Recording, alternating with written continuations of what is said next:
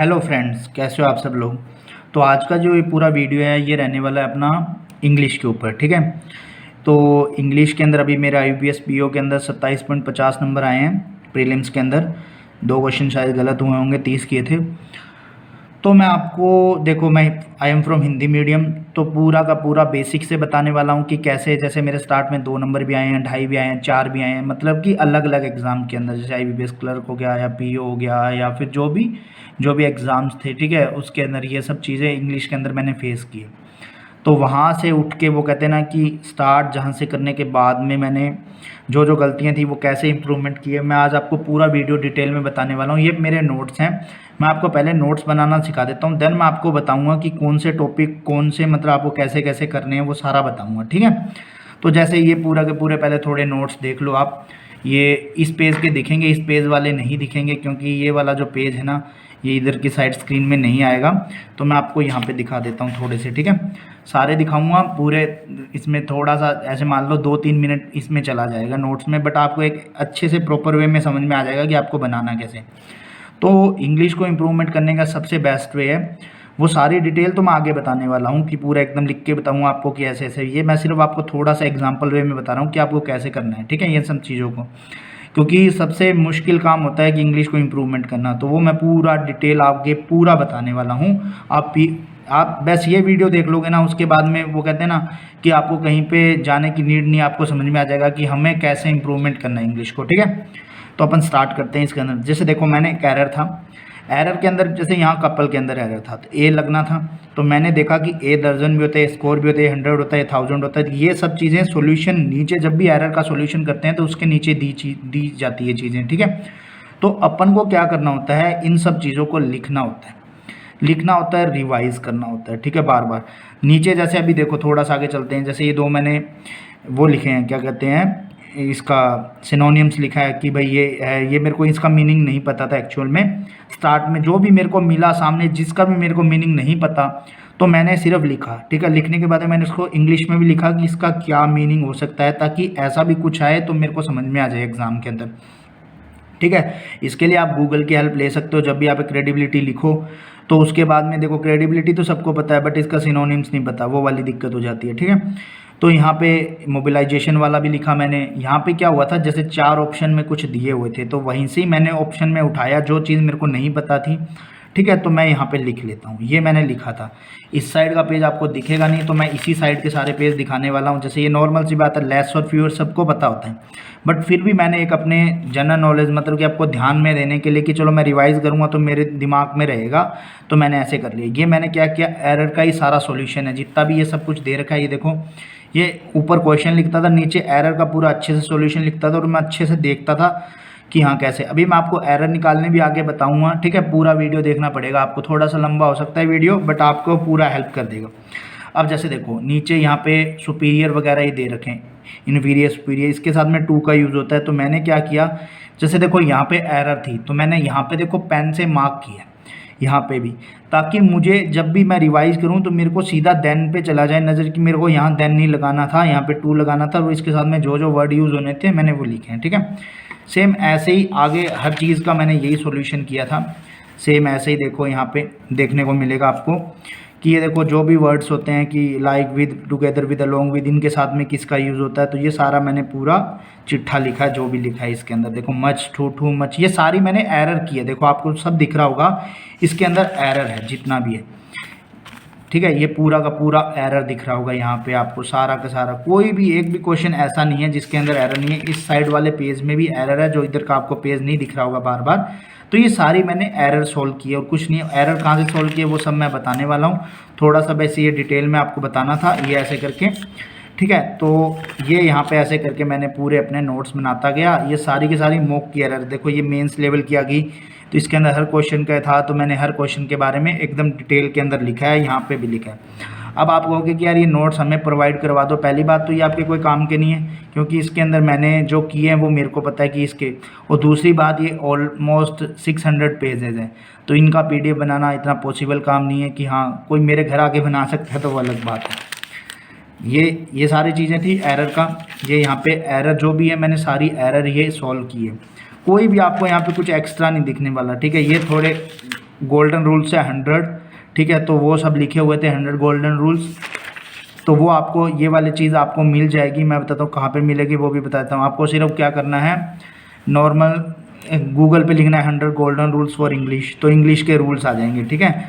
और जिनको लोगों ने 120 रूल बना के अपना बना दिया, जबकि ये गोल्डन रूल्स आते थे पहले 100 में ही काउंट हुआ करते थे। तो जो हमारे सीनियर वगैरह जिन्होंने प्रिपरेशन किया तो उनको 100 का ही पता था, ये 120 तो खुद से बना दिए कि हाँ उनके, अब उनको ऐसा लगता है हमारे, ठीक है। तो अब मैंने देखो बेसिक चीज़ें, मैं चीज़ बताऊँ, ये मेरी गलती थी, ये मैं न्यूज़पेपर से मैं ये लिखता था वो कैब वगैरह, ठीक है। तो ये मैंने गलती कर ली थी जिसकी वजह से थोड़ा सा मिसअंडरस्टैंडिंग है ये मेरे को, मैं आपको बताने वाला हूँ इसका भी, ठीक है।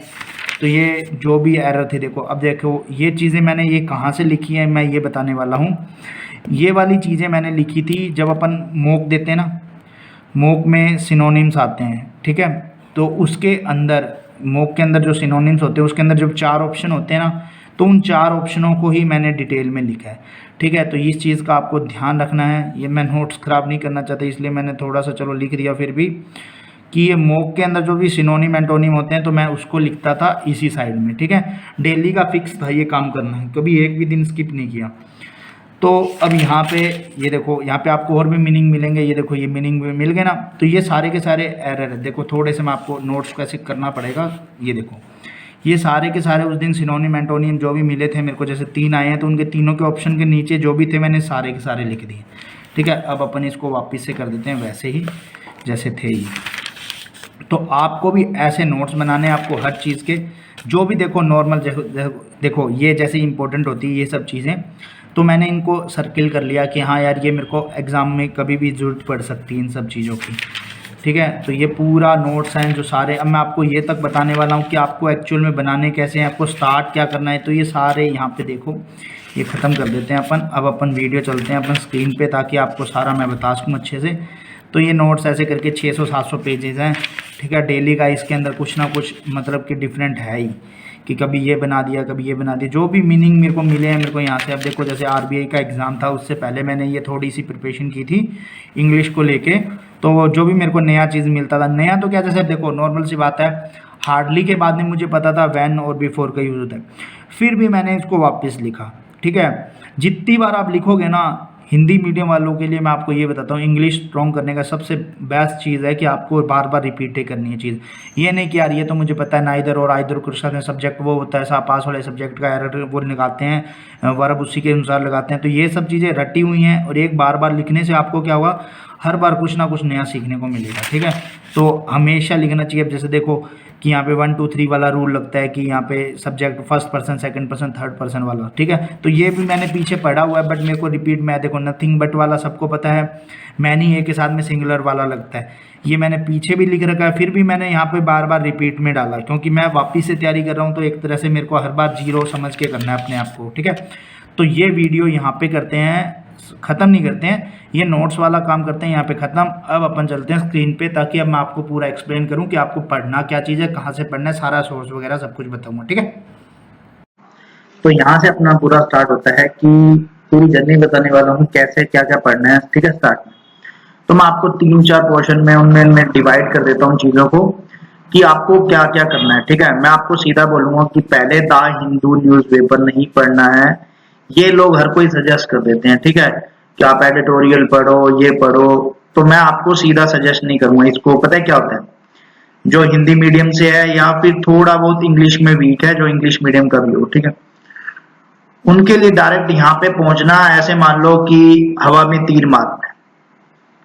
तो इसलिए मैं आपको सीधा सजेस्ट नहीं करूंगा, मैं आपको थोड़ा सा बेसिक बताता हूँ पहले आपको क्या चीजें करनी चाहिए, उसके बाद में आप न्यूज़पेपर पे आप कहाँ पे जाना चाहते हो तो वो आपकी मर्जी है। जहां से भी आपको लगे कि हमें यहाँ से पढ़ना है, यहाँ से पढ़ना है, तो वो आप जैसे भी आपका मन करे वहां से पढ़ सकते हो, ठीक है। तो देखो मैं आपको बेसिक बेसिक चीजें बताता हूँ। सबसे पहले आपको कंप्लीट करना है नाउन, ठीक है, प्रोनाउन, इस सेक्शन को अलग रखना है, ठीक है। अब इसको करना क्या है वो सारा डिटेल में मैं बताने वाला हूँ, टेंशन मत लेना कि यार बताएंगे कैसे। एडजेक्टिव, देखो इस चीज का सबसे ज्यादा यूज होता है, एडवर्ब, ठीक है, ये हो गया। उसके बाद में डायरेक्ट इनडायरेक्ट, इससे पहले यार थोड़ा सा ये टेंस लिख लेना एंड ये पैसिव वॉइस, एकदम बेसिक से बताने वाला हूँ। अब कुछ कहेंगे यार ये भी बताने की चीज है, मैं आपको क्योंकि बेसिक की चीजें हैं तो बेसिक से ही बताना पड़ेगा सब चीजें। तो ये पार्ट है, इसको आपको कैसे करना है, आपको कोई भी यूट्यूब पे जाना, कोई भी यूट्यूब जो टीचर आपको अच्छा लगे, मैं इसलिए टीचर सजेस्ट नहीं करता, जैसे मैं नॉर्मल सी ये टीचर कोई बोल दिया तो वो टीचर मेरे लिए तो अच्छा है, आपके लिए अच्छा है या नहीं है, इस चीज का अपन को नहीं पता लगता ना, क्योंकि आपको क्या पता कौन सा टीचर अच्छा लगे। तो आप सबसे पहले आराम से नाउन, प्रोनाउन, एडजेक्टिव, एडवर्ब ये कंप्लीट करो, ठीक है।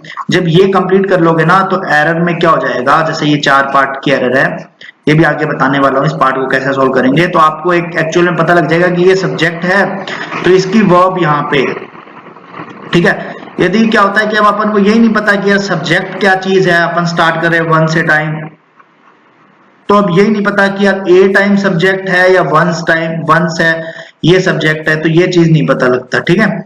तो ये आपको इन सब चारों चीजों को करने से आपको ये चीज आपकी पूरी हो जाएगी। टेंस को और पैसिव वॉइस को करने का सबसे अच्छा तरीका बताता हूं मैं। 10th क्लास की बुक मैंने पहले भी एक बार बताया था, 10th क्लास की बुक ले, उसके वो ग्रामर की बुक हुआ करती थी, 10th में ग्रामर आया करती थी ना अपने, उस बुक को आपको अच्छे से रिवाइज करना है सारा कुछ। उसके अंदर सब कुछ दे रखा है कि व्हेन, यहाँ पे व्हेन लिखा हुआ है तो यहाँ सेकंड फॉर्म आएगी, यहाँ पे हैड प्लस थर्ड फॉर्म आता है, तो ये सब चीजें वहां पे आपको मिलेगी बेसिक टू बेसिक, ठीक है। डायरेक्ट इनडायरेक्ट में भी वहां पे आपको ये मिलेगा, फर्स्ट पर्सन का क्या यूज होता है, सेकंड पर्सन का क्या यूज होता है, थर्ड का क्या। अब थोड़ा आप मैच्योरिटी लेवल पे हो तो आपको डायरेक्ट इनडायरेक्ट से पता है क्या देखने को मिलेगा। जैसे डायरेक्ट इनडायरेक्ट से आपको सीधा, जैसे यहाँ पे भी आप लाइन वगैरह देखते हो कोई, उसके बाद में यहाँ पे हैज बीन थर्ड फॉर्म लिखा हुआ है जैसे कुछ भी, तो आपको एक्चुअल में समझ में आएगा कि यार ये सब्जेक्ट यहाँ से उठ के आया है, इसकी वजह से यहाँ पे ही लगा था, ये थर्ड पर्सन था तो थर्ड ऑब्जेक्टिव के अनुसार चेंज होता है, सब्जेक्टिव जो भी होता है उसके अनुसार चेंज होता है। तो ये सब चीजें आपको वहां से पता लगेगी, तो आपको एक मैच्योरिटी लेवल तो अब है ही, तो आपको ये चीजें आपको समझ में आने लगेगी। लाइक पैसिव वॉइस भी, उसके बाद में वहां पे भी क्विज दे रखी है। क्विज मतलब कि वहां पे फिलर का यूज हो रखा होता है कि यहाँ पे क्या आएगा, थर्ड फॉर्म आएगी, हैज आएगा, हैव आएगा, तो आपको वो अच्छे से एक बार ग्रामर को पूरा कर लेना है, वहां से करना। यूट्यूब वगैरह से करोगे तो मैं बता रहा हूँ टीचर ने तो बोल देना कि हैज के बाद थर्ड फॉर्म आएगा, आपने भी कहा हाँ चलो रट लिया हैज के बाद थर्ड फॉर्म आएगा, ठीक है, तो आपके नोट्स नहीं बनेंगे। तो आपको ये चीज पहले, सबसे पहले आप अपने को ये चीज सुधारनी है, ये चीजें करनी है, ये आपको मैंने टॉपिक बताए हैं, सबसे पहले ये आपको करना है, ठीक है। उसके बाद में अब आपको मैं बताता हूं 100 गोल्डन रूल्स, ठीक है। ये आपको गूगल पे मिल जाएंगे, बट आजकल लोगों ने बोल दिया कि ये हमारे रूल्स है तो उसको 120 का नाम दे दिया, ठीक है, 120 ग्रामर्स रूल्स ऐसा लिख रखा है, जबकि पहले यही चलते थे, बस इसी को ये कह दिया कि ये हमने बनाया, किसी ने नहीं बनाया है, ये पहले से ही चलते आ रहे हैं, ठीक है। तो ये आपको पढ़ने हैं अच्छे से। उसके बाद में आपको क्या करना है, ये पढ़ने के बाद में सब्जेक्ट, वर्ब, एग्रीमेंट, ठीक है, इसको पढ़ना आप अच्छे से, इस टॉपिक को भी आपको अच्छे से करना है। ये सब करने के बाद में आपको सीधा ही स्विच करना है एरर पे। एरर का मतलब आपको डेली की 50 एरर सॉल्व करनी है, जैसे मैंने नोट्स बनाए हैं वैसे। जिनका बेसिक से, जिनका वीक है, मैं उनके लिए बता रहा हूं, जिनका ऑन एवरेज है वो अपने हिसाब से एडजस्ट कर सकते हैं, ठीक है। मैं किसी को वो नहीं कह रहा कि नोट्स ही बनाओ, बट नोट्स रिवाइज का जरिया होता है, सबसे बेस्ट होता है कि अब जैसे मैं नॉर्मल सी बात है, मैं कोई भी एग्जाम देने जाता हूं तो मैं ये इंग्लिश की नोटबुक हमेशा साथ में रखता हूँ, ठीक है। इसको ले जाता हूँ, ले जाने के बाद में क्या होता है कि जहाँ पे मेरे को नीड पड़ती है मैं इसको रिवाइज कर लेता हूँ, क्योंकि मेरे पास सबसे अच्छा सोर्स है, कहीं और देखने के लिए जाना ही नहीं पड़ता मुझे, ठीक है। जब ये चीज कर लोगे 50 एरर करने के बाद में आपको एरर को, जैसे मैंने लिखा था ना कैसे करके, उसके नीचे सॉल्यूशन लिखा था, उससे क्या होगा, आपका माइंड शार्प हो जाएगा, आपको एक्चुअल में पता लगने लग जाएगा कि हाँ यहाँ पे एरर है। एरर में भी देखो, मैं आपको सीधा यहाँ एरर आ गई, एरर की वजह से 4 ऑप्शन है। पहले आपको यहाँ देखना है सब्जेक्ट के बाद में वर्ब है, अच्छा थर्ड फॉर्म है, ये वाला, चलो ये ठीक है, ये ठीक है, और फिर यहाँ पढ़ा कि आपने लास्ट, ठीक है। अब यदि आपको तुक्का भी लगाना है तो 2 और 3 में तुक्का लगाया करो, वो भी देख के अच्छे से कि हाँ यार 2 में सही है या 3 में सही है। ऐसे नहीं 4 लगा दिया, एक बार ए लगा दिया, एक बार बी लगा दिया। तो आप इन 4 पार्ट्स को अलग अलग डिवाइड में करके और सॉल्व कर सकते हो आराम से इसके अंदर, ठीक है।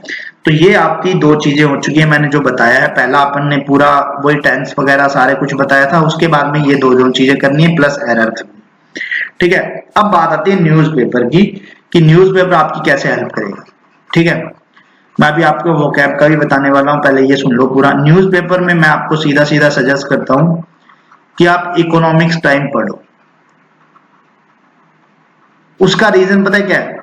आजकल करंट अफेयर में उस न्यूज़पेपर का बहुत ज्यादा यूज है। तो आपकी करंट अफेयर्स को अच्छा बनाने के साथ साथ आपकी रीडिंग स्किल,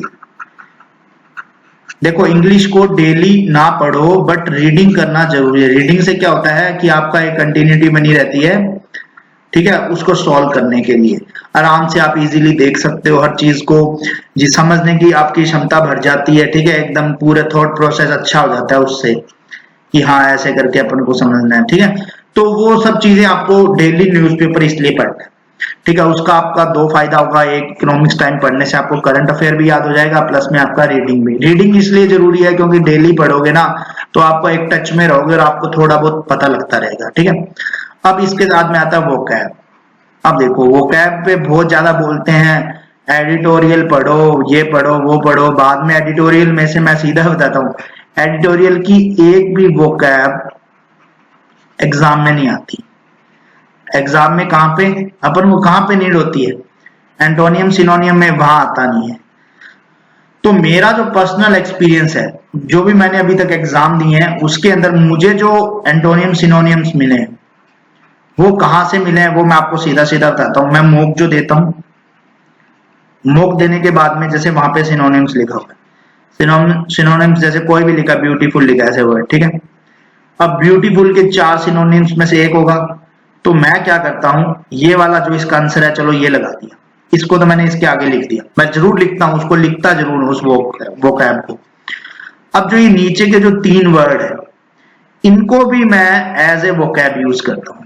भी मैंने आपको दिखाया भी था अपने नोट्स के अंदर, तो उनको मैं अच्छे से यूज करता हूं क्योंकि इनका कहीं ना कहीं पे इंपॉर्टेंट रोल होता है, ये इसीलिए सेट किए जाते हैं, ठीक है। तो मैं इनको करता हूं। अब जैसे नॉर्मल सी बात है, 2 या 3 क्वेश्चन है जो एंटोनियम सिनोनिम्स का है, तो आपके 8 से 10 वोकैब होगी, ठीक है।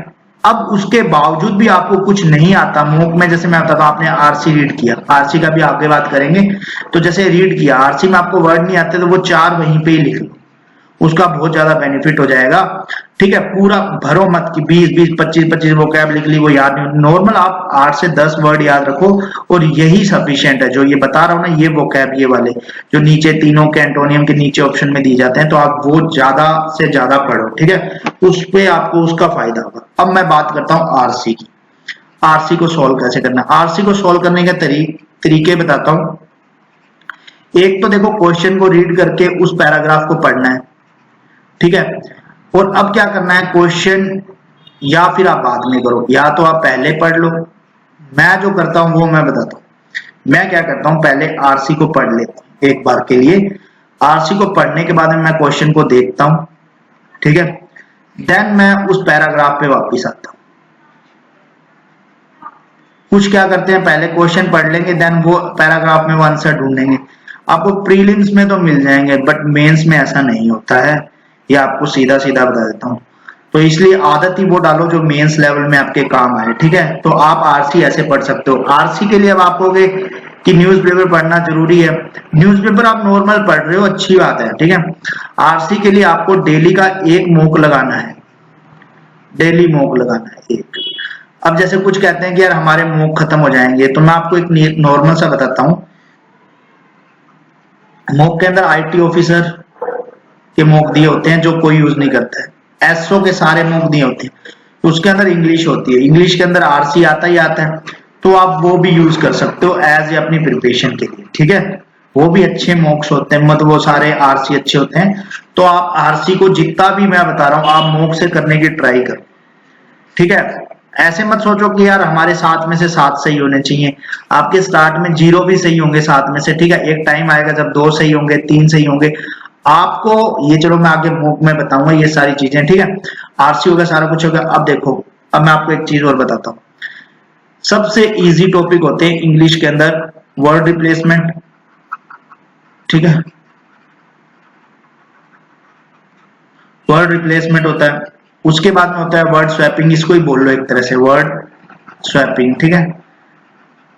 ये हो गया, एक वर्ड स्वैपिंग हो गया। एक होता है मिसस्पेल्ड। मिसस्पेल्ड को तो मैं सीधा सीधा बताता हूँ आपको कैसे सॉल्व अच्छा होगा। इसको जितनी बार न्यूज़पेपर आरसी वगैरह पढ़ोगे ना, बस उससे ही आपका ये चीजें सही होने लग जाएगी। इसका 5 नंबर फ्री का यहाँ से मिलता है। अब आता है रीअरेंजमेंट, ये कैसे करें, ठीक है। इसमें आपको first and last line, first line ये होती है इंट्रोडक्शन टाइप में होता है, ठीक है।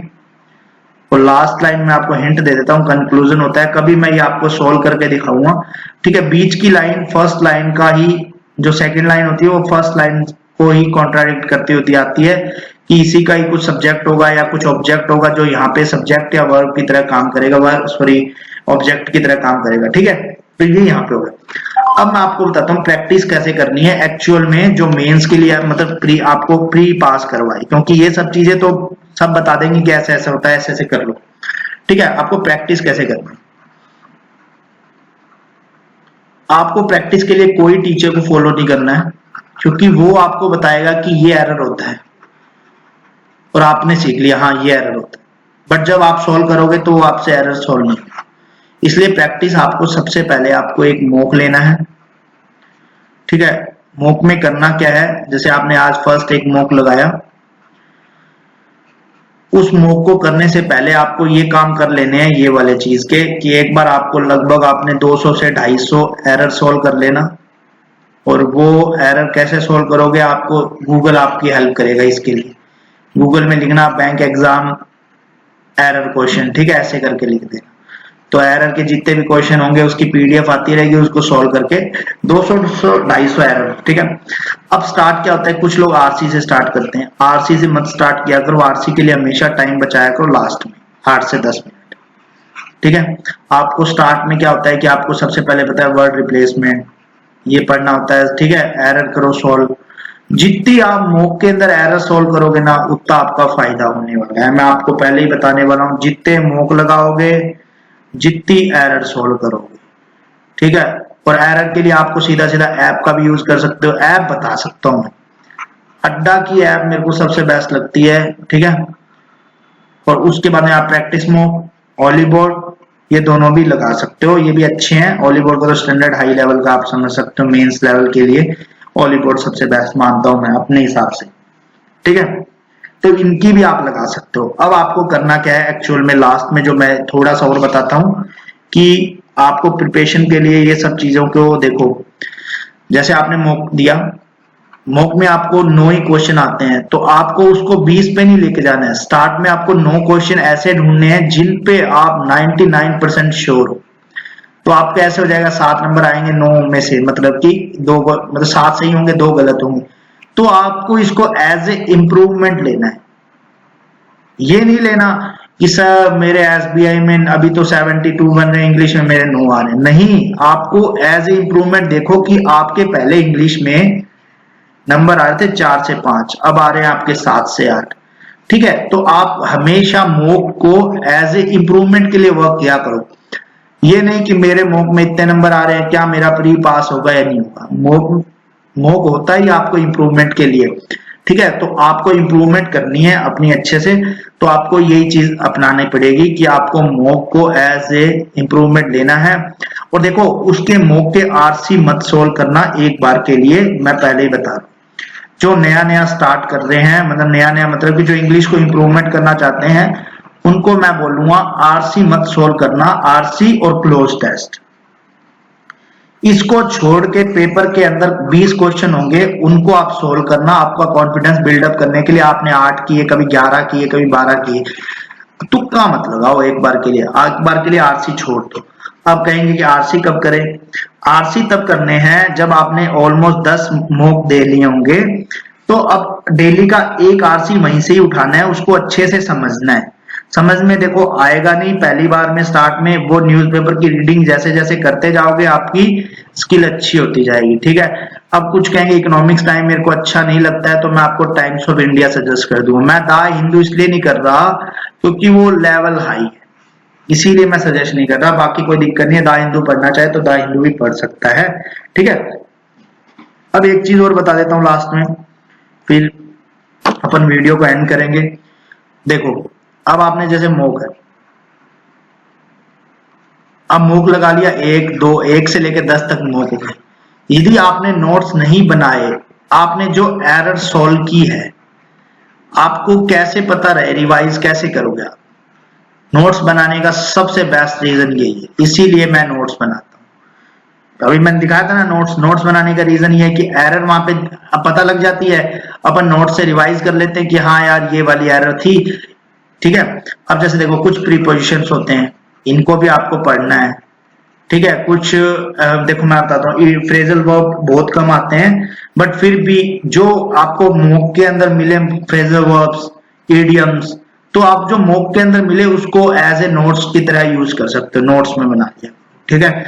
नोट्स बनाने का यही रीजन है। और सबसे ज्यादा एरर सोल्व करो, जितनी एरर सोल्व करोगे आपका कॉन्फिडेंस बढ़ेगा आपको इंग्लिश के लिए। मैं पहले ही बता रहा हूँ, ये देसी इलाज है, इसके अलावा कोई भी इलाज नहीं है कि ये कर लो वो कर लो, इसको ये कोर्स ले लो वो कोर्स ले लो। कोर्स कितने मर्जी ले लो, जब तक आप इंग्लिश खुद से नहीं करोगे तब तक नहीं होगा। अब नॉर्मल सी बात है कि कुछ लोग कहते हैं लाइव ले आते हैं कि यार इन्होंने हमारा कोर्स लिया था तब उनका सिलेक्शन हुआ। तो मैं एक चीज पूछता हूँ उन लोगों से भी कि वहां पे 20 लाख लोगों को ये कोचिंग देते हैं, ठीक है।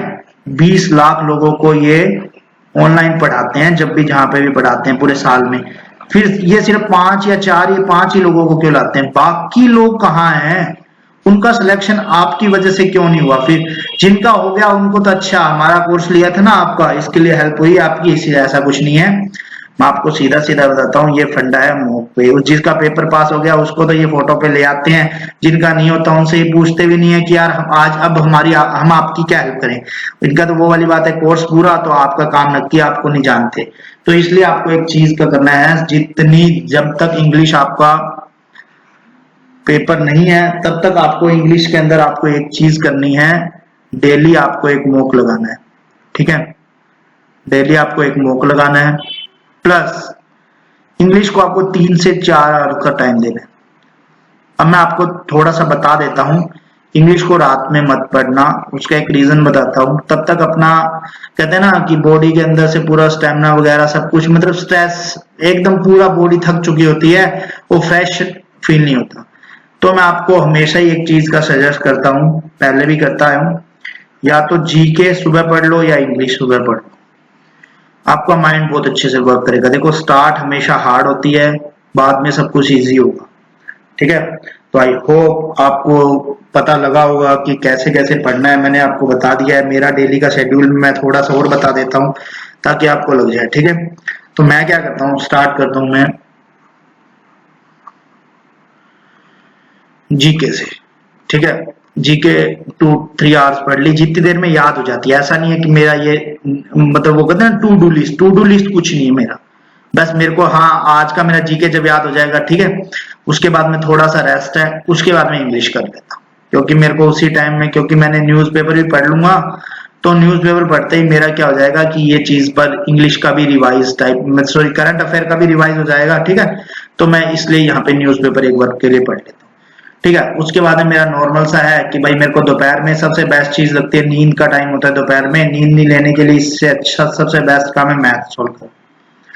मैथ सोल्व करोगे तो आपको इंटरेस्ट आता है। अब जैसे रीजनिंग कैसे सोल्व करते हो, तो रीजनिंग का आप देखो मैंने सीधा सीधा एक फंडा बना रखा है थोड़ा सा, ठीक है। अब मैंने एक मेंस लेवल का मॉक अब मैंने स्टार्ट किया है, ठीक है।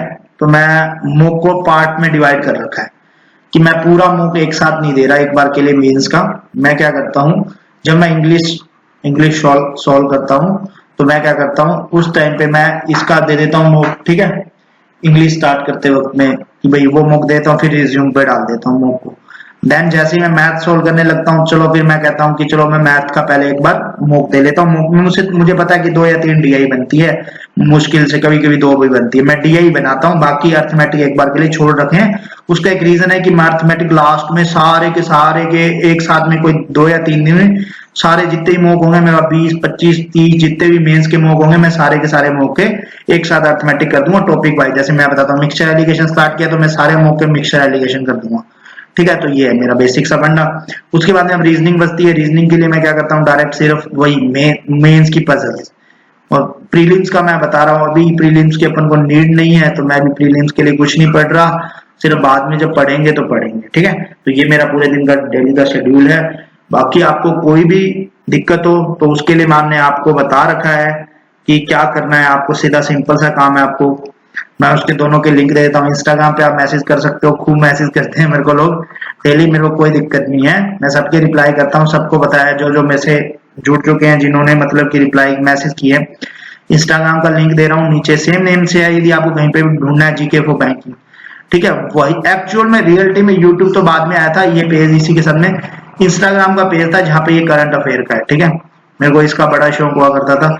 तो करंट अफेयर्स यदि आपको कुछ को स्क्रॉल करके पढ़ने का मजा आता है कि यार शाम को मेरा जीके याद हो जाए, तो आप मेरे को यहाँ फॉलो कर सकते हो। यदि आपको और भी कोई दिक्कत है, आपके कोई क्वेश्चन वगैरह नहीं होते हैं, तो मेरा टेलीग्राम ग्रुप ओपन है, आप वहां पे अपने क्वेश्चन पुट कर सकते हो, एक दूसरे के लोग क्वेश्चन सॉल्व करते हैं। और आपको वहां से भी कोई डाउट हो तो मेरे को आप पर्सनल मैसेज कर सकते हो। और बाकी आप इन दोनों को यूज नहीं करते हो तो आप यहाँ पे कमेंट सेक्शन में कमेंट कर सकते हो, मैं आपका यहाँ पे भी रिप्लाई कर दूंगा, ठीक है। तब तक के लिए मिलते हैं नेक्स्ट वीडियो में। और एक अपन ने ये थोड़ा सा और बस एक लास्ट 1 सेकंड लेता हूँ आपका, और एक अपन ने एक और सीरीज स्टार्ट कर रखी है एसबीआई क्लर्क मेंस डीआई की, ठीक है। तो इसका मैंने फोल्डर बना रखा है एसबीआई क्लर्क 2022, ठीक है। अपन मेंस लेवल की एक डीआई करेंगे जो मॉक के अंदर होती है, कोई नहीं सॉल्व करता, अपन सॉल्व करेंगे। और डेली शाम को 5 बजे वो उसकी डीआई आया करेंगे, ठीक है। तो सब्सक्राइब कर लेना यदि आपको अच्छा लगे चैनल रहना। अपन सीधा ही बोलते हैं कि भाई यदि आपको अच्छा लगे तो ही रहना, नहीं तो आपके पास जो ऑप्शन है वो आप यूज कर सकते हो, ठीक है। तब तक के लिए स्वस्थ रहो, मस्त रहो, जय माता दी। कर दो यार, तुम्हारे पैसे थोड़ी ना कट रहे, कर दो।